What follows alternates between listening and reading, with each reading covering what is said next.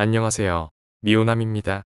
오늘은 요즘 시장에서 많이 회자되는 MMF 자금이 과연 언제쯤 유입될 것인가에 대해 차트를 통해서 살펴보겠습니다.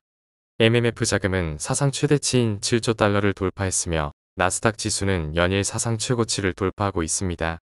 현재 과한 밸류에이션 부담이 있음에도 불구하고 MMF 대기 자금이 아직 7조 달러나 있기 때문에 상승 여력이 남아있다는 의견에 대해 좀 다른 시각으로 보고자 합니다. 1995년부터 현재까지의 나스닥과 MMF 대기 자금 차트를 오버랩해서 살펴보았습니다. 보시면 나스닥이 큰 조정을 맞기 직전부터 MMF 자금은 선행적으로 상승하는 패턴을 보이고 있습니다. 즉, 주식시장에서 리스크 회피 자금이 먼저 MMF로 이동하고 이후 주가가 하락하며 시장이 본격적인 조정 국면에 진입하는 모습입니다.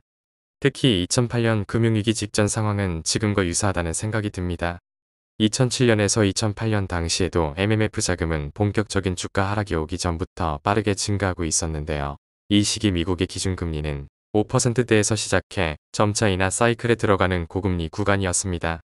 즉, 고금리 정책이 한계에 도달하고 있던 시기에 투자자들은 이미 리스크 회피 모드로 전환해 자금을 MMF에 넣기 시작했고, 그 이후 서브프라임 사태와 리먼 파산이라는 연쇄적 충격이 주식시장에 폭락을 불러온 것입니다.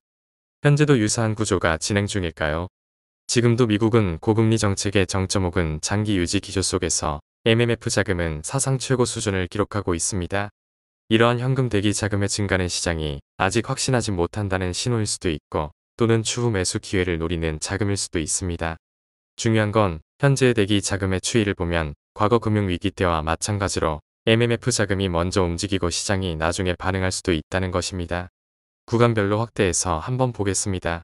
첫 번째, 2000년 닷컴 버블 시기입니다. 나스닥이 급락하기 직전부터 MMF 자금은 이미 상승 중이었습니다. 주가가 폭락하자 자금이 본격적으로 MMF로 쏟아져 들어갔죠.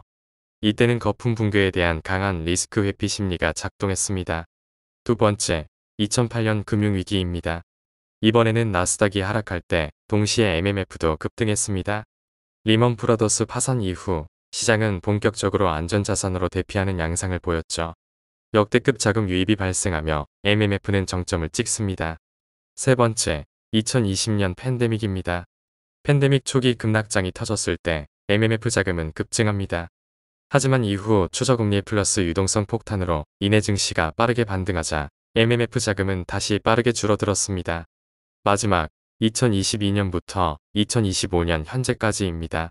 고금리 환경이 장기간 유지되고 있기 때문에 MMF 자금은 계속 증가 중이고 나스닥은 AI 랠리를 타고 가파르게 상승 중이죠. 최근 트럼프 행정부가 단기채 발행량을 늘려서 장단기 금리 스프레드를 조정하려는 움직임을 보이고 있습니다. 이는 단기 금리의 상승으로 MMF 같은 단기 자금의 매력도가 높아져 자금이 주식시장으로 바로 유입되기보다는 MMF에 좀 더 오래 머물 수 있다는 시나리오입니다.